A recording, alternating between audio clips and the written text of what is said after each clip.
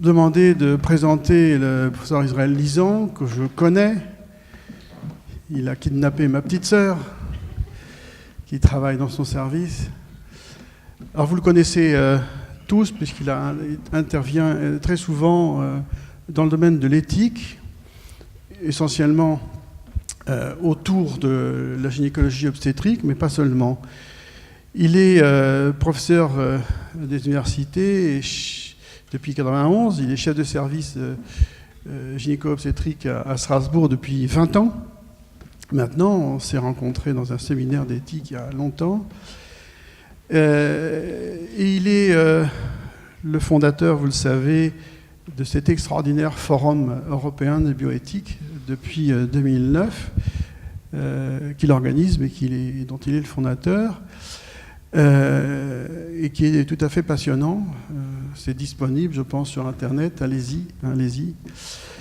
Et il a été le rapporteur pour la fin du gouvernement Mitterrand, qui a été publié ensuite en 2009, qui a servi dans les lois de bioéthique 2001 d'un rapport sur l'IVG et les problèmes d'accès à l'IVG pour les femmes. Il est très intéressé, et vous l'avez peut-être entendu parler de cela, sur les problèmes posés par le déni de grossesse, accoucher sans être enceinte, un de ses ouvrages, et également les problèmes posés par l'anonymat dans le don des gamètes, qui pose problème en France. Il y a beaucoup de différences, vous savez, avec beaucoup d'autres pays. Voilà donc le personnage, et qui a réagi récemment, mais c'est un autre sujet, au délire d'une secrétaire d'État sur les chirurgiens gynécologues obstétriciens qui feraient des actes de violence sur les femmes enceintes. C'est un autre problème. Voilà, je lui laisse la parole, parce que j'étais juste là pour le présenter simplement.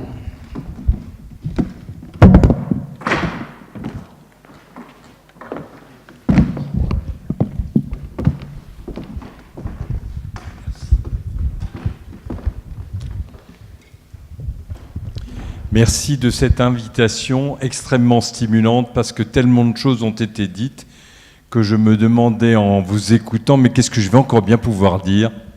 Et je félicite vraiment l'espace éthique de Toulouse d'avoir un tel dynamisme. Un petit reproche toutefois, très amical et entre nous. La qualité des conférences que j'ai entendues hier et aujourd'hui, il y a des milliers de Toulousains qui s'y intéresseraient. Je dis bien des milliers. Il faut leur permettre de venir écouter cela. Parce qu'on a un véritable problème en bioéthique en France, c'est que c'est une activité réservée aux sachants. Et qu'ils ont accès à des discussions sur l'économie, le climat et tas de choses, mais sur la bioéthique, non. Or, quand on leur propose ce niveau d'intervention que j'ai entendu, il y a une appétence du public incroyable. Et les gens se posent des questions sur le monde de demain, le monde de leurs enfants. Laissez-les venir. Alors ça nécessite un peu, j'allais dire, d'ingénierie. On ne peut pas le faire dans une salle comme ça. On ne peut pas être entre soi. Il faut, je pense, laisser, et c'est un des rôles des espaces éthiques, laisser le public s'approcher de la complexité des enjeux bioéthiques. On parlait de démocratie, c'est véritablement un enjeu démocratique de nos pays de permettre que ce ne soit pas quelques happy few qui décident de l'avenir de nos enfants, mais toute la société. Et pour ça, il faut l'élever en lui permettant de venir assister à ces débats qui sont de l'anti-slogan. C'est complexe, les sujets. Il ne suffit pas d'être animé par tel ou tel lobby plus ou moins religieux pour avoir la vérité. Et quand les gens viennent entendre cela, ils se rendent compte et deviennent moins manipulables. Le débat sur le transhumanisme a fait apparaître une sorte d'opposition entre homme réparé, la face blanche de la pièce, et homme augmenté, l'horreur. Les deus ex machina que sont ces scientifiques qui se proposeraient d'améliorer l'homme. Je voudrais vous montrer par ce court exposé que je pense que nous sommes tous des transhumanistes qui s'ignorent et que on aurait tort de s'affliger de ce que l'augmentation de la performance technologique et des biotechnologies au XXIe siècle fasse changer ce débat. Il change en intensité, mais pas en nature. Ce débat, et j'ai beaucoup apprécié hier ce que disait Bertschy, existe depuis le début de l'humanité. L'ambition affichée de la plupart des gens qui s'expriment sur ce sujet, c'est d'augmenter l'espérance de vie. C'est le fonds de commerce des transhumanistes, mais pas que d'eux. Le combat contre la mort est ouvert. Après avoir domestiqué la nature, nous allons domestiquer la nature humaine. L'homme, transformé par hybridation successive avec la machine, changerait-il de nature ? Ma réponse est clairement non. En fait, dans le monde actuel, et pour beaucoup, la mort est devenue comme une maladie, une sorte de fléau à éradiquer. Jeff Latley, qui fabrique le robot Illumina, ne prétend pas au prix Nobel, mais à la fortune. 25 milliards de dollars sont sa boîte, et il explique qu'il faut séquencer 25 000 génomes humains pour commencer à pouvoir tirer les premières conclusions. Mais on est déjà bien au-delà. La Grande-Bretagne vient d'investir 300 millions de livres dans le projet Genomics. Craig Venter a créé la société Human Longevity Inc. Et il vient d'acheter 2 robots Illumina pour 10 millions de dollars pièce. On est entré dans l'ère du big data, mais par exemple une autre société qui s'appelle Myriad, qui fabrique les tests de prédisposition. Vous avez tous entendu parler de BRCA1, qui mesure une certaine forme de prédisposition au cancer du sein et de l'ovaire. Myriad a un chiffre d'affaires considérable et maintenant va s'attaquer au dépistage des hétérozygotes. Vous savez, on est tous hétérozygotes de 300 maladies à peu près, et connaître ses propres hétérozygoties, il y a des gens qui ont envie de le savoir. Par exemple, avant de se marier, pour savoir si on n'épouse pas une hétérozygote qui aurait les mêmes déficits. Amgen a obtenu la possibilité de faire le génotype de 100 000 Islandais. Et Google vient de créer Calico, dont l'objectif est d'allonger la vie. Et ce n'est pas des enfants de cœur, Google. Ils n'investissent pas bêtement. Il y a dans notre planète un très fort lobby favorable à l'homme 2.0, qui est à l'œuvre en Californie, en Chine, en Corée. Mes chers amis, nous sommes sur un toboggan biotechnologique qui va retoquer quoi ? Le darwinisme. S'arracher à la nature, ne plus laisser faire le hasard, maîtriser nos génomes. C'est ça qui est derrière ce projet.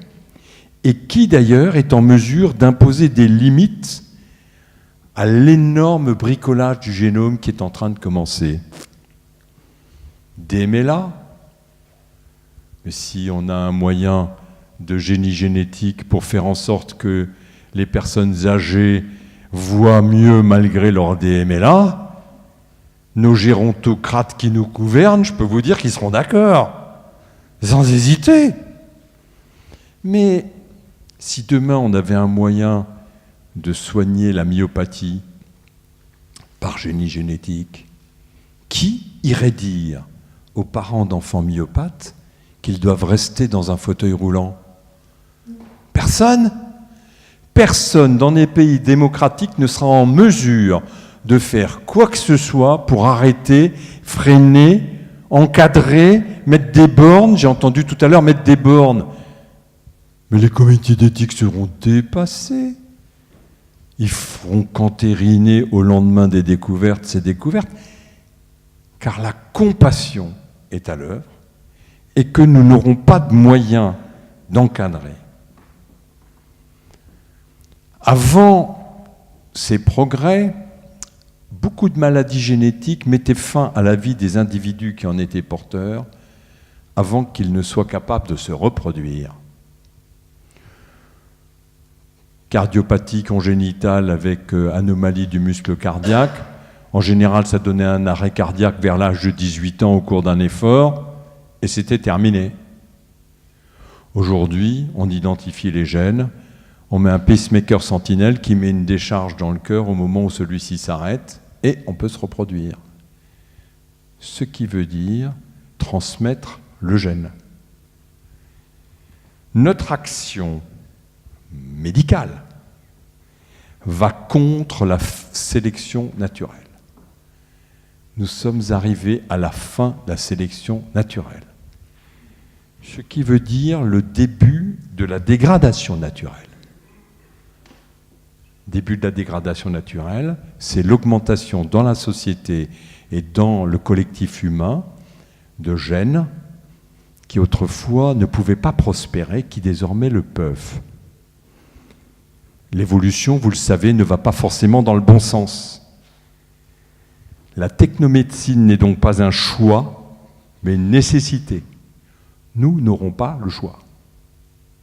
On a commencé à être dysgénétique depuis longtemps.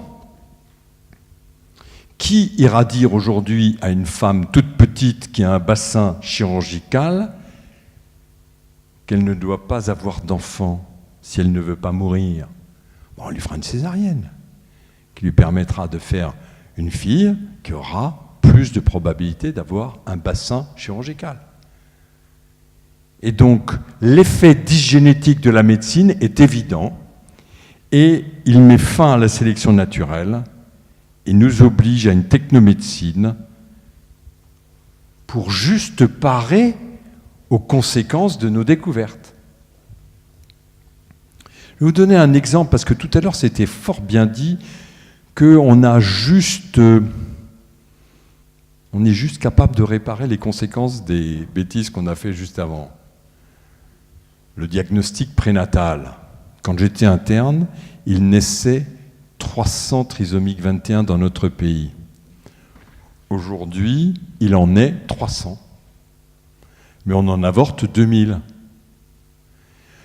Toutes l'énorme dépense que nous faisons pour dépister la trisomie 21 avec toutes les conséquences psychologiques que ça peut avoir pour le dépistage et surtout quand on a diagnostique une et quand on l'avorte, tout cet effort qui se chiffre en centaines de millions d'euros ne fait que parer un effet de notre société qui est le vieillissement de l'âge à la première grossesse, qui était de 25 ans dans les années 75, qui vient de passer au-delà de 30 ans aujourd'hui. Ce shift de 5 ans augmente de 2000 le nombre de trisomiques 21. Mais en même temps, on a appris à les soigner et ils ont désormais 75 ans d'espérance de vie.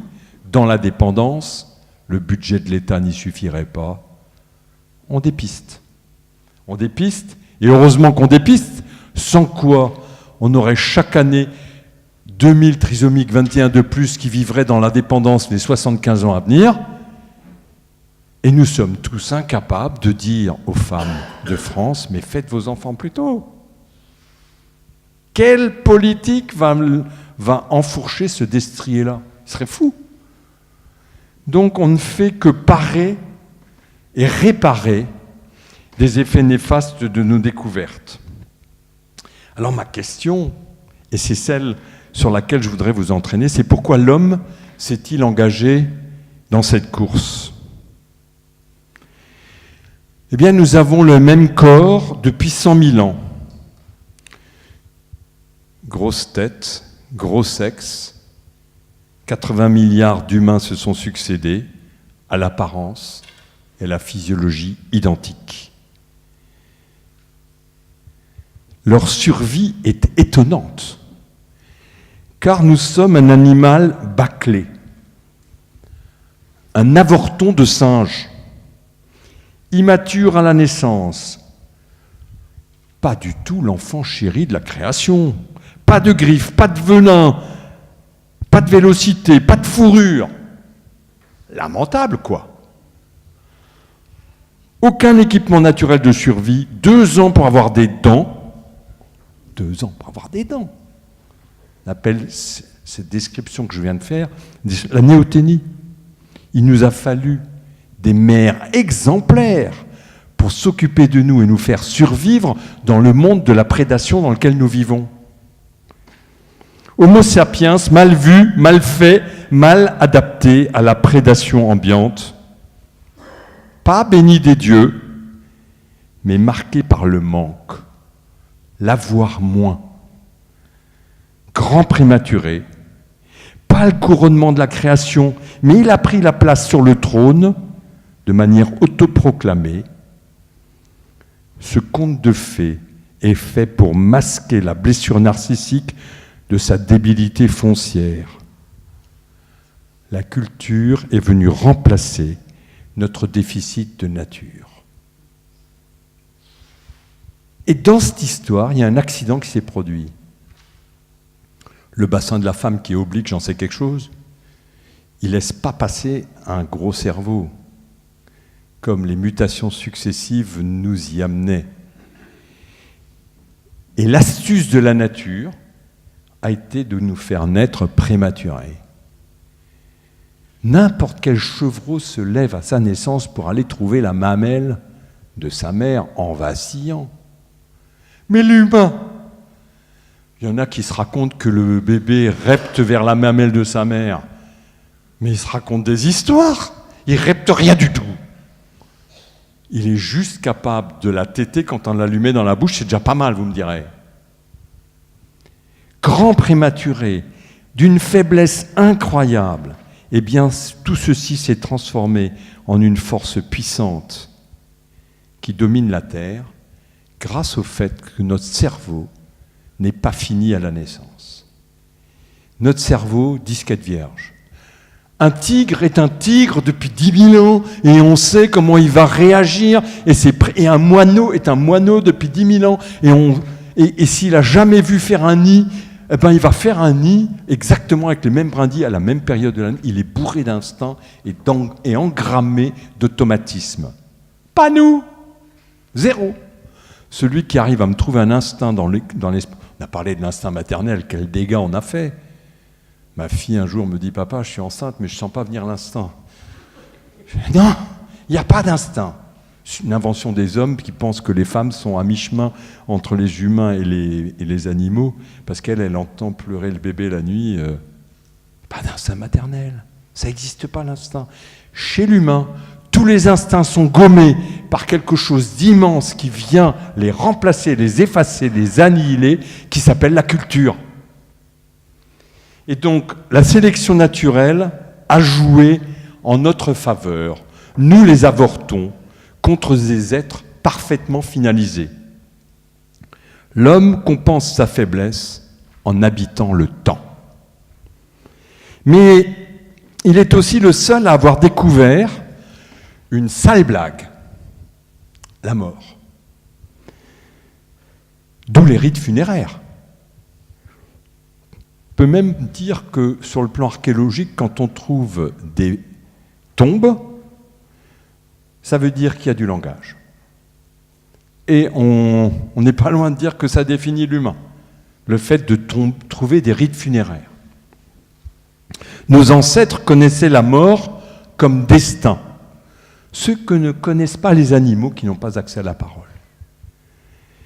Les sociétés humaines ont pour habitat non pas un territoire, mais la langue. Habiter nulle part, c'est habiter partout.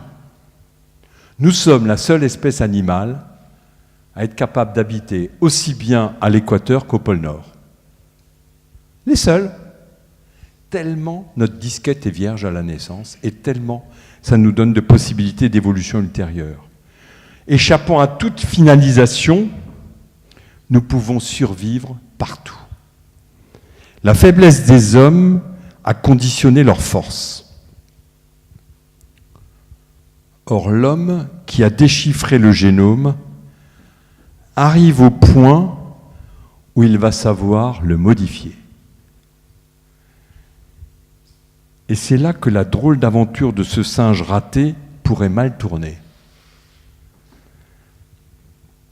Nous sommes donc passés de ce pitoyable primate faisant mourir de rire les autres singes à l'homme qui invente en permanence des nouvelles grammaires et défait le monde pour en faire un à sa convenance, en enchâssant les prothèses les unes dans les autres sur ses organes trop faibles. Refaire ce corps fragile, si peu performant, venu du fond des âges, le voulons-nous ? Mais comment est-ce qu'on pourrait ne pas vouloir ce à quoi nous travaillons depuis 100 000 ans ? Incoercible mouvement cumulatif. Tout pousse l'humanité à sortir de son état et à échapper à une aveugle évolution naturelle, au profit d'une évolution artificielle consentie. Pourquoi renoncer à incorporer dans notre fond génétique les découvertes des techniques après 100 000 ans de souffrance, au nom de la sauvegarde de nos vieux corps de primates ? Pourquoi pas une évolution plus diligente que la lente évolution naturelle ? Nous sommes entrés dans l'ère du biolytique, et le mot n'est pas de moi, c'est-à-dire un homme hybride, et le remontage de l'homme a commencé de manière inéluctable. Et hop, un nouveau logiciel et une mise à jour du logiciel homme. Et hop, une nouvelle mise à jour. À quoi ressembleront nos descendants ? Je ne le sais pas. Mais ce que je sais, c'est que nous sommes engagés et installés inconfortablement dans un TGV lancé à vive allure, sans personne dans la cabine de pilotage et les manettes de l'alarme ne fonctionnent plus. Bonjour le vertige, nous avons tous le vertige, mais nous n'arrêterons pas les évolutions dramatiques qui viennent vers nous, parce que l'homme a toujours fait le meilleur et le pire de toutes ces découvertes. On peut faire la liste sur une diapo des bénéfices et la liste des maléfices, mais tout aura lieu sans que quiconque puisse arrêter cette machine, parce que nous portons en nous le souvenir de cette faiblesse congénitale. Quant à moi, je préfère garder mon vieux corps débile. Quand on est raté à ce point, on finit par y tenir. J'aime ma faiblesse, qui me contraint à la connaissance. Je suis heureux de vivre cette mutation, mais un peu désolé de laisser ce cadeau empoisonné à nos enfants. Merci de votre attention.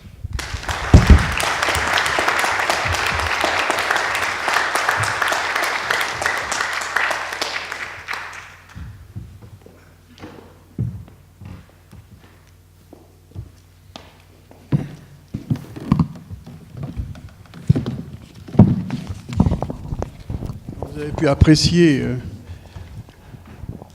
cette conférence tout à fait extraordinaire. Des questions ?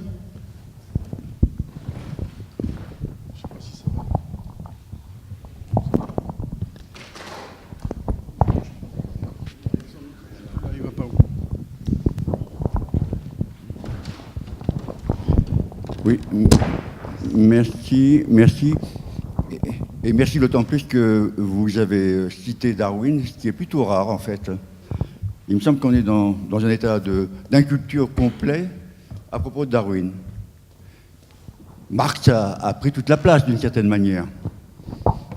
Bon, peut-être y a-t-il, je ne sais pas trop, une éducation concernant Darwin dans les écoles, mais je crois que c'est très, très sommaire. Alors maintenant, la question, c'est quand même, vous dites 100 000 ans, mais c'est sans doute encore un peu plus qui nous reste dans certaines structures. Il y a bien une nature humaine. Et cette nature humaine conditionne largement nos comportements actuels. Alors, ils peuvent peut-être être modifiés, mais la jalousie, l'agressivité, enfin, tout cela, j'espère, d'une certaine manière, conditionne l'évolution par la concurrence. J'espère que ça va demeurer. Qu'en pensez-vous ? J'ai utilisé 100 000 ans parce qu'on est documenté sur les 100 000 dernières années. Après, on a un bout d'os tous les 10 000 ans.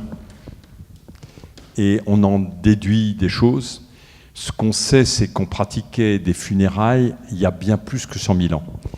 Et donc je pense qu'effectivement, parmi les australopithèques, qui vivaient il y a 2 millions d'années, il y avait déjà une certaine forme de nature humaine. Mais 100 000 ans parce que c'est le moment où on découvre une certaine forme de transmission, et j'en veux pour preuve les arts pariétaux, le dessin et une certaine forme de transmission. Alors, ce que vous dites est vrai, il y a des choses qui sont antérieures, et la nature humaine, ce qu'elle a d'humain, c'est la transmission. Parce que sans langage, quelle que soit la forme de ce langage, on n'est pas dans l'humain. Certains singes construisent des outils. Ils ne déplacent pas le matériel pour ce faire. Or, chez les humains, on a trouvé des silex et des outils déplacés sur des centaines de kilomètres. C'est-à-dire qu'ils ont eu l'idée, alors qu'ils étaient là, de ce qu'ils auraient besoin ici. Et ça sous-entend une culture, une transmission. Viens, je vais te montrer, on va aller chercher les silex. Pour moi, j'aurais tendance à dire qu'il y a plein de choses qui caractérisent l'humain, le rire, mais quand vous parlez de jalousie, il y a de la jalousie chez les singes, mais elle se formule de manière très particulière, avec des systèmes de réparation. J'aime beaucoup l'éthologie, surtout des chimpanzés et des bonobos, parce qu'ils nous donnent un des maillons manquants avec les animaux. Il y a, par exemple, une forme de sexualité-pouvoir chez les grands singes. Et je pense que j'ai vécu avec l'idée que la sexualité était par définition quelque chose d'humain, parce que qui dit sexualité dit je gamberge, je fantasme, et ça veut dire que j'ai des mots pour l'exprimer.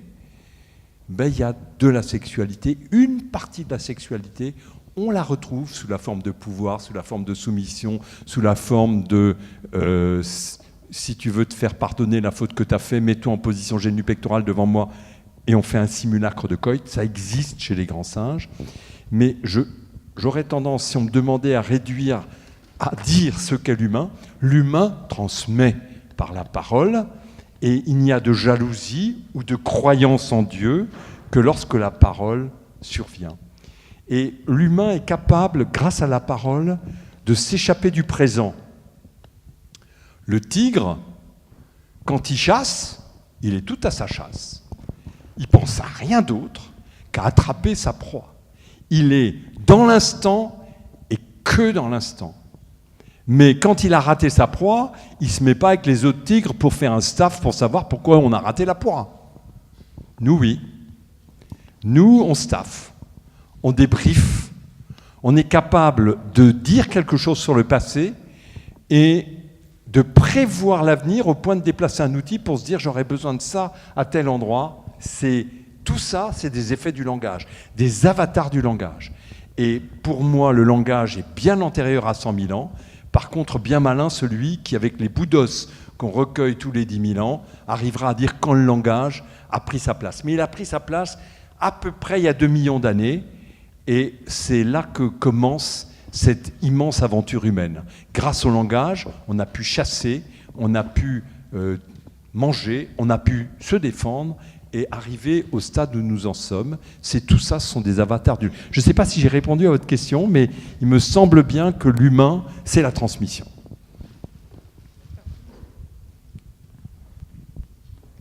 Oui, pour poursuivre ce que vous dites sur le langage, moi, il me semble qu'actuellement, toutes les évolutions qu'on a dans l'augmentation de l'homme me semblent presque à la marge. Si vous voulez, quelle que soit la somme de connaissances nécessaires, par exemple, pour connaître le génome, pour pouvoir guérir certaines maladies, ça me semble être à la marge. Contrairement à un outil que nous avons depuis des centaines de milliers d'années, le langage, effectivement, la culture, et un outil secondaire qui vient de là, la lecture, le livre, qui nous permet effectivement de transmettre, vous parlez de transmission, de transmettre cette culture et toutes ces connaissances que nous avons. Et c'est des outils qui me semblent essentiels, vraiment essentiels, beaucoup plus importants qu'un téléphone portable, qui est de toute façon absolument périmé aujourd'hui, même s'il paraît extraordinaire. C'est un outil, le téléphone portable. Il nous permet d'appeler, il nous permet aussi d'avoir un certain nombre d'informations, mais le livre aussi nous permet d'avoir des informations. Dans mon téléphone portable, j'ai beaucoup de livres, si je veux, ou dans mon ordinateur, c'est pareil.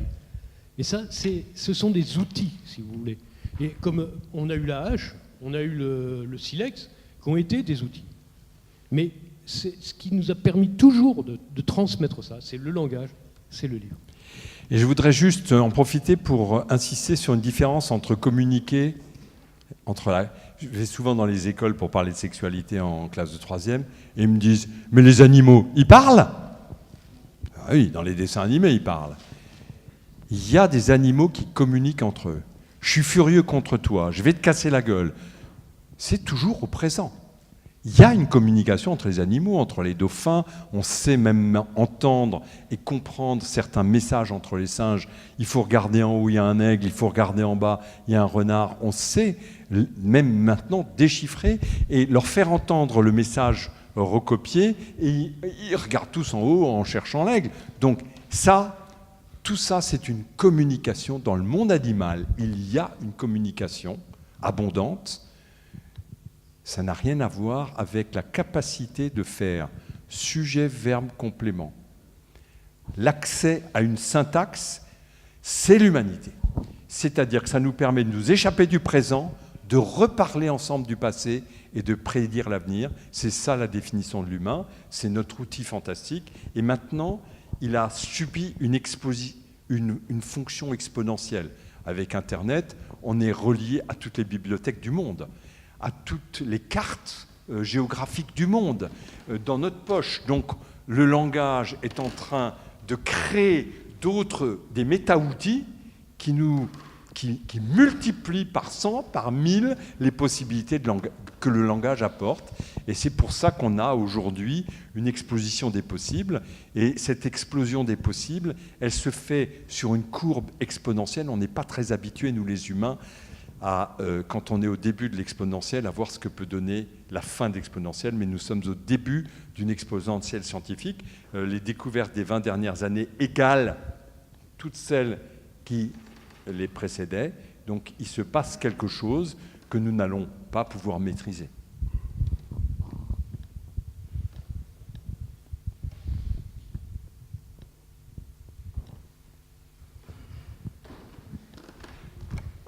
Non, juste une remarque, observation importante. Vous avez dit que l'action médicale va contre la sélection naturelle. Donc nous le savons à peu près tous, c'est vrai. Et le vrai problème, donc, c'est quel est le référentiel de la sélection naturelle. Parce que moi, je pense, par exemple, sur notre planète, il y a des nantis qui, s'ils ont une maladie rénale, ils vont profiter de la dialyse. Et finalement, on va avoir tout un tas de gens qui vont être soumis à la sélection naturelle dans tous les pays où il n'y a pas de dialyse. D'autrement dit, on a une sélection naturelle redoutable au point de vue dysfonction rénale, par exemple. Donc c'est vrai, on se dit sélection naturelle jusqu'où? Et qui peut s'autoriser à décider que on va intervenir ou on ne va pas intervenir. Hein, vous avez posé la question et je crois que là, c'est un problème qui est extrêmement important quand on regarde, parce que nous, on est quand même, enfin pour beaucoup d'entre nous, on est un peu paralysés, on est occidentocentrique, etc. On ne pense pas trop à une grande partie de l'humanité qui n'a pas du tout accès à nos gadgets ou qui n'a accès qu'aux aspects les plus pitoyables de nos gadgets. La sélection naturelle est quelque chose qui a beaucoup aidé l'homme en faisant disparaître, par exemple, en maintenant à un étiage faible toutes les maladies qui tuaient. Et même cette sélection naturelle a, par le paludisme, fait résister à certaines maladies sanguines. Donc je ne suis pas capable de vous dire quel est le bon gène. Je suis juste capable de dire que des maladies se soignent, et c'est les mêmes techniques qui permettent de soigner ces maladies que d'améliorer l'humain. Je vais vous donner un exemple. Si demain, on arrive à faire des rétines artificielles qui sont un petit peu meilleures que le fait de voir une porte, les rétines artificielles aujourd'hui sont à 600 pixels, la vision humaine est à peu près à 1 million de pixels, mais je vous fiche mon billet qu'on va être bientôt sur des rétines artificielles à 1 million de pixels, et après, juste après, à 10 millions de pixels. Qui empêchera d'abord les nantis de demander une rétine HD? Qui verra tellement mieux? Personne. Ils auront l'argent, puis s'ils ne peuvent pas le faire dans tel pays, ils iront le faire dans tel pays ou dans les eaux internationales, mais ils le feront. Donc c'est les mêmes techniques qui, dans un premier temps, se légitiment en disant on soigne, quel beau rôle, et qui, juste après, ne soignent plus, mais améliorent. Donc ce que je dis, c'est, si vous voulez interdire les techniques, les parents de myopathes, vous allez les avoir sur le dos, et aucun gouvernement leur dira écoutez, vos enfants, c'est Dieu qui les a mis comme ça, et il a caressé comme ça. On a essayé de le faire avec la stérilité. On a interdit la FIV. Des grandes autorités morales continuent d'interdire la fécondation in vitro. Eh ben, même leurs affidés, ils y vont en cachette dans mon service. Ils n'osent pas parce qu'ils ont peur d'être excommuniés, mais quand on a envie d'avoir un enfant et qu'on sait que de l'autre côté de la rue, il y a toutes les techniques pour l'avoir, eh ben, il y avait quand même un pape qui avait interdit les vaccinations en disant c'est pas faire confiance à Dieu. D'ailleurs, les papes, ils ne font pas confiance à Dieu non plus. Ils se baladent en papa mobile. Ils se protègent d'ailleurs. Donc, personnellement, je pense que la confiance dans la nature, l'homme ne l'a pas. Il sait qu'il y a Irma. La nature est parfois bonne mère. Je vous dis ça parce qu'en ce moment, on est taclé dans tous les réseaux sociaux de manière terrible, parce que nous, les gynécologues, nous ne respectons pas la nature. Eh bien, je pense que ce qui caractérise l'homme est d'autant plus humain qu'il arrive à s'éloigner de la nature et à créer de l'artifice. Nous ne sommes pas des animaux de nature. Et d'ailleurs, mon sentiment par rapport au vaccin, c'est que, comme l'Académie de médecine l'a dit, si vous ne voulez pas vous vacciner, essayez donc les maladies. Il y a un retour au naturalisme en ce moment et à la nature est bien faite. Si vous arrêtiez de la déranger, ça irait aussi bien, qui est un peu particulier parce qu'il ne correspond pas à l'homme dans sa grande majorité. L'homme, il sait que s'il y a un bébé qui est dans la souffrance et que si on le sort, il n'aura pas de dégâts cérébraux, eh ben la nature, il a vite fait de l'emballer avec du papier journal et dire faites-la moi là, césarienne. Donc, véritablement, la philosophie naturaliste, moi, quand je l'entends, et aujourd'hui je l'entends en consultation tous les jours, je dis, mais si votre bébé il a une angine bactérienne, vous lui donnerez des antibiotiques ou vous le laisserez mourir ou avoir des lésions cardiaques? Oui, les antibiotiques, c'est pas naturel. Donc, la philosophie de la nature, elle est obsolète, ou en tout cas, elle ne nous correspond pas. Et je crois qu'on ne peut pas trouver dans la nature un guide pour ce vers quoi nous allons. L'homme, par définition, est contre la nature et même il s'en moque. parce qu'elle ne l'a pas avantagé. Le tigre ne se pose pas de questions parce qu'il a tout ce qu'il faut pour... Il est adapté, finalisé à sa fonction, et il n'a pas besoin de contrer la nature. Nous, oui. Israël, merci pour cette conférence si pertinente et puis si agréable à écouter. L'un, dans le fond, ne fait qu'ajouter au plaisir de l'autre. J'aimerais continuer un peu ce discours, ce débat sur le naturel et l'artificiel en posant une question que tu connais bien mieux que moi sur l'instinct maternel. Effectivement, quand je t'ai entendu, j'ai eu l'impression à résonner dans ma mémoire Simone de Beauvoir disant devant des femmes « mais l'instinct maternel n'existe pas ». Mais de l'autre côté, les recherches actuellement en neurosciences, etc., semblent montrer que, enfin, là, tu me corrigeras si c'est faux, que pendant l'accouchement, l'ocytocine, donc une très très vieille molécule, est en jeu et que ce serait elle qui serait responsable de l'attachement maternel. Donc il y aurait comme un instinct maternel basé sur cette sécrétion d'ocytocine et on rajoute souvent, et il faut qu'il y ait cet instinct maternel parce que si l'espèce humaine ne s'était pas pareillement occupée de ses petits, comme tu l'as souligné, elle aurait disparu depuis longtemps. Donc une espèce de retour de la nature, disons, en deçà ou par-delà la culture. Qu'est-ce que tu penses de ça et dans le fond, comment est-ce que tu définirais cette espèce d'absence d'instinct par rapport à toutes ces données, entre guillemets, naturalistes que l'on présente de nos jours? D'abord, sur l'ocytocine, c'est un retour des chercheurs à la nature. Il y a toujours eu des chercheurs qui ont cherché les gènes de la schizophrénie et les gènes de l'homosexualité parce que ça les rassurerait qu'on trouve un gène de l'homosexualité. Ils sentent bien qu'il y a quelque chose qui se passe en eux. Ils ont très peur de ça. Et il y a parmi les chercheurs beaucoup de naturalistes. Je ne crois pas à la nomenclature de l'ocytocine comme hormone de l'attachement. Et je vais te dire pourquoi. Tu trouves que des femmes qui adoptent leur enfant ne s'attachent pas à lui? Elle est où l'ocytocine, là? Qu'est-ce que c'est que cette manière de nous faire croire qu'en ayant de l'ocytocine, on sera attaché, qu'en n'en ayant pas, on ne serait pas attaché? Mais c'est un retour à l'animalité où, oui, les hormones conditionnent, et le coït, et le strus. Chez nous, une femme qui n'a plus d'hormones, elle continue d'avoir une libido pendant les 30 ans qui suivent. Nous sommes déconnectés des hormones parce que nous avons la culture. Et je prétends que toute cette histoire d'ocytocine est un fake. Alors maintenant, sur l'instinct maternel. Aucune femme, quand je passe la visite ensuite de couche, ne me dit qu'elle trouve son bébé moche. Je peux te dire qu'il y en a qui trouvent leur bébé super moche. Elles n'osent pas le dire parce que la mère et l'enfant se portent bien et qu'elles ont peur qu'on leur envoie les services sociaux pour... Elles vont mettre parfois des semaines à adopter leur enfant. Et c'est pour ça que je me suis beaucoup intéressé au déni.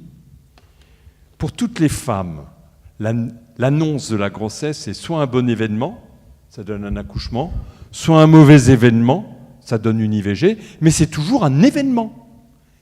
Et il y a quelques femmes qui, pour des raisons psychologiques, c'est rien. T'as vu quelque chose? Il n'y a rien. Ces femmes nous montrent que la maternité aussi est une adoption. On le savait depuis longtemps pour les pères. Les pères, il y en a qui adoptent leur enfant quand ils peuvent le voir en 3D sur l'échographe. Il y en a qui l'adoptent quand ils peuvent le prendre dans les bras. Il y en a qui l'adoptent quand ils peuvent avoir une discussion philosophique ou un match de foot avec lui. Et il y en a qui l'adoptent jamais. On le sait depuis la nuit des temps. Et ça choque personne. Pas de paternité pour autrui. Ça posait aucun problème, la paternité pour autrui. La maternité pour autrui, c'est le problème de notre société. Parce que tout le monde a estimé que la maternité et la paternité n'étaient pas identiques.